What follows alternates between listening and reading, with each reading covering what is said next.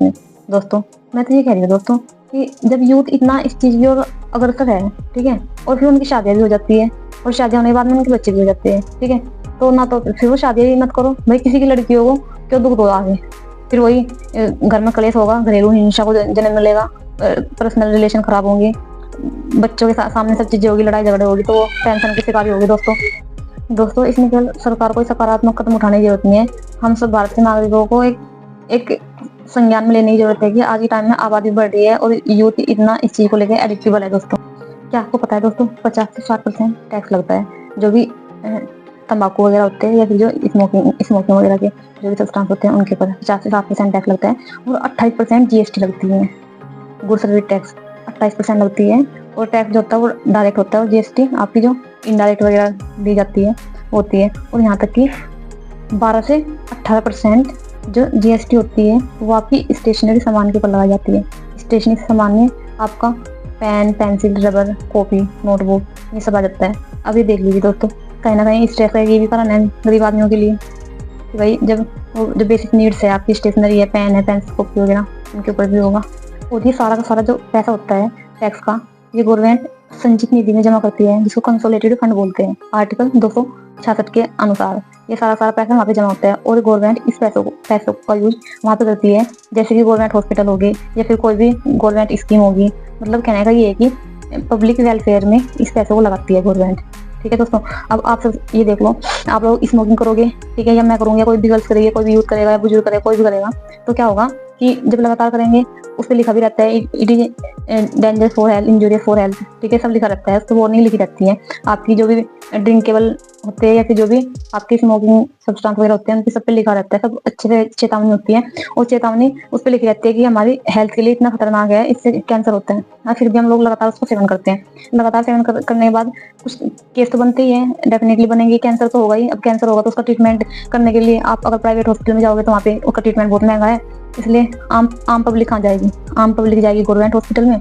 और government hospital में क्या होगा, जो आप लोगों ने जो टैक्स दिया था 28% और 50 से 60% टैक्स दिया था आपने और 28% जीएसटी दी थी जो टैबैको चीविंग में या फिर स्मोकिंग में, उस पैसे से ये समझो आपको ट्रीटमेंट हो रहा है, फ्री में नहीं हो रहा है, मतलब आपका ही पैसा और आपके ऊपर लग रहा है।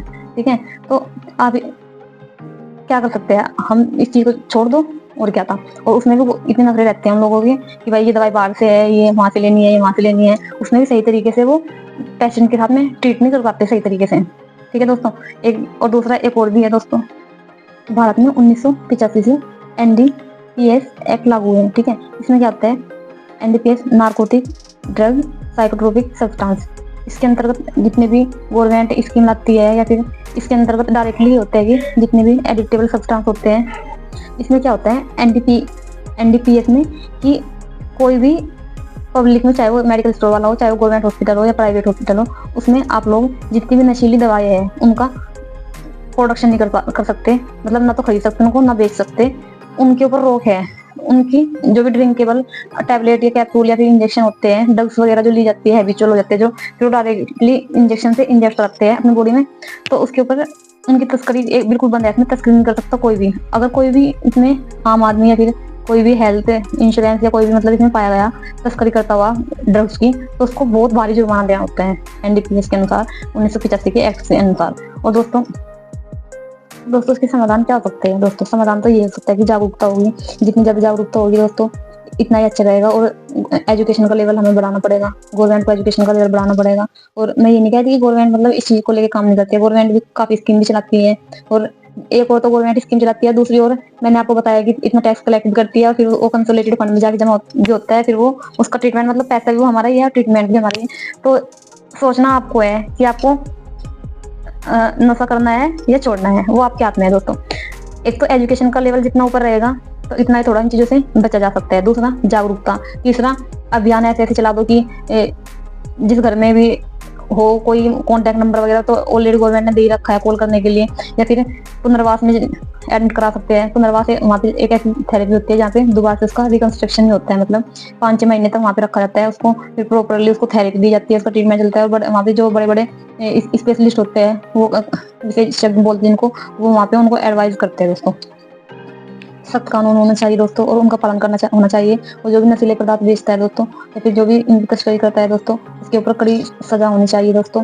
और हम क्या कर सकते हैं दोस्तों, एक तो मतलब अपनी जो लड़कियों की शादी है, थोड़ा सा इस चीज को आप जरूर देखो कि ऐसे उससे ना करो जो मतलब बिल्कुल हैबिचुअल है, क्योंकि उसकी तो जिंदगी खराब हो ही गई। ठीक है, पता नहीं हर साल कितने कितने मेंस वुमेन्स ओल्ड मरते हैं, हजारों की संख्या में हर साल मरते हैं ड्रिंक्स के कारण और स्मोकिंग के कारण, कैंसर के कारण। इतना हेल्थ के ऊपर मानसिक इफेक्ट पड़ता है उसके कारण।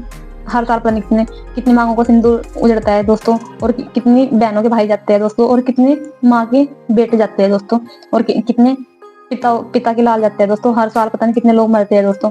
वो क्या सोचते हैं कि हमने तो कर लिया है बस, उस चीज का वो अपनी जिंदगी तो खत्म करते ही करते हैं दोस्तों, ये ड्रिंक्स वगैरह करके। लेकिन साथ साथ अपना परिवार वो अच्छी तरीके से उनको टेंशन दे के चले जाते हैं। माँ बाप को अपने बच्चों से उम्मीद होती है कि हमारा बच्चे कुछ करे, कुछ करेगा, कुछ करेगा, और माँ बाप को फिर भी गलत नहीं लगती। एक दिन क्या होता है, फाइनली वो खत्म हो जाता है, और माँ बाप के ऊपर वो सदमा बर्दाश्त करना ये और ज्यादा चैलेंज हो जाता है। बच्चे या फिर कोई भी आज के टाइम में बड़े भी मतलब इस चीज को अछूते नहीं है, वो भी इस चीज को करते हैं। जैसे सकारात्मक जीवन शैली होगी अगर हमारी थोड़ी सी, ठीक है, ध्यान में मेडिटेशन वगैरह करेंगे, योग करेंगे, तो उससे भी थोड़ा दोस्तों यूज करके इसको ठीक किया जा सकता है। और दोस्तों एक बात और भी है, ये नशा है ना एक ऐसी जंजीर है जो हमें जकड़ती है, जकड़ती जाती है। ठीक है, और हम इसके प्रभाव से बच नहीं सकते, ये हम इसके गुलाम बन जाते हैं दोस्तों। ठीक है, हम इसके गुलाम बन जाते हैं। क्यों भाई, क्या हमारा जन्म इस नशे के गुलामी करने के लिए हुआ है कि हम उसके बिना रह नहीं सकते? वो करेंगे तो क्यों भाई, हम क्यों गुलामी करें नशे की? हम कहीं किसी के गुलाम है? जब हमारा देश अंग्रेजों का गुलाम था और वो नहीं है अब, ठीक है, तो फिर ये नशा तो क्या चीज है? हम इसकी गुलाम क्यों रहे? इसको भी फेंक दो, इसको क्यों करो फिर, चाहे वो कुछ भी हो सकता है। और मैं ये नहीं कह रही कि लड़कियां बची हुई है, हाई टेक सोसाइटी में लड़कियां भी बहुत ज्यादा ये करती है, एडिक्ट हो चुके हैं इन चीजों को लेके। ठीक है दोस्तों, देखिए दोस्तों, जो हमारा जीवन है इतना अनमोल है, ये हमें एक बार मिलता है, बार बार नहीं मिलता है। ठीक है, तो इसको हम अच्छे कामों में इसको खत्म करना चाहिए हमें, ना कि हमें इसको नशे में, ऐब में, गंदी हैबिट्स में इसको हम खराब नहीं करना चाहिए दोस्तों। एक ही बार मिलता है दोस्तों, बार बार नहीं मिलता। मनुष्य का जीवन अनमोल है दोस्तों, इसकी हमें ये पल पल बीतता ही जा रहा है दोस्तों। ठीक है, ये ऐसा चक्र है दोस्तों कि हम इसमें फंस रहे हैं। हम ये सोचते हैं ना कि जिंदगी हम अपने अकॉर्डिंग जी रहे हैं। ठीक है, ये हमारी सबसे बड़ी भूल है कि जिंदगी हम अपने अकॉर्डिंग जी रहे हैं। हम जिंदगी अपने अकॉर्डिंग नहीं जी रहे दोस्तों, जिंदगी हम समय के अकॉर्डिंग जी रहे हैं दोस्तों। जैसे जैसे समय आगे बीत रहा है दोस्तों, ऐसे ऐसे हमारी लाइफ भी ऐसी बीत रही है दोस्तों। और जीवन को तो वैसे भी भरोसा नहीं है, कब कहाँ किसका एक्सीडेंट हो जाए, कब कहाँ किसी को बिजली का झटका लग जाए, कब कहाँ मरने के तो दोस्तों बहुत सारे रीजन है। तो ये तो एक जानबूझ के आने वाले रीजन क्यों अपने पास में बुला रहे दोस्तों? ठीक है, अच्छा तो यह है दोस्तों कि हम अपने परिवार को समझें, अपने परिवार में शांति से रहे, घरेलू हिंसा को ना बढ़ावा दे। क्योंकि दोस्तों जितने भी एप्स वगैरह होते हैं दोस्तों, ठीक है, जिसके घर में होती है चीजें, वहाँ पे घरेलू हिंसा होती है, बच्चों का कैरियर बर्बाद हो जाता है दोस्तों। ठीक है, वहाँ पे शांति का माहौल नहीं रह पाता दोस्तों, वहाँ पे ग्रोथ ही नहीं हो पाती। ठीक है, और जब देख लो कि उस परिवार की ग्रोथ नहीं होगी तो कहीं ना कहीं फिर सोसाइटी के ऊपर इफेक्ट पड़ेगा, और सोसाइटी के ऊपर इफेक्ट पड़ेगा तो फिर पूरा का पूरा हमारा जो भी ऑर्गेनाइजेशन है पूरा सिस्टम के ऊपर इफेक्ट पड़ेगा इस चीज को लेके। तो दोस्तों दोस्तों मुझे पता है दोस्तों, जीवन में चुनौती आती है दोस्तों, और सबके जीवन में चुनौती आती है दोस्तों, मेरे भी जीवन में चुनौतियां है और आती भी है। ठीक है, लेकिन नशा इसका समाधान नहीं हो सकता, एडिक्ट इसकी सोल्यूशन नहीं हो सकती दोस्तों।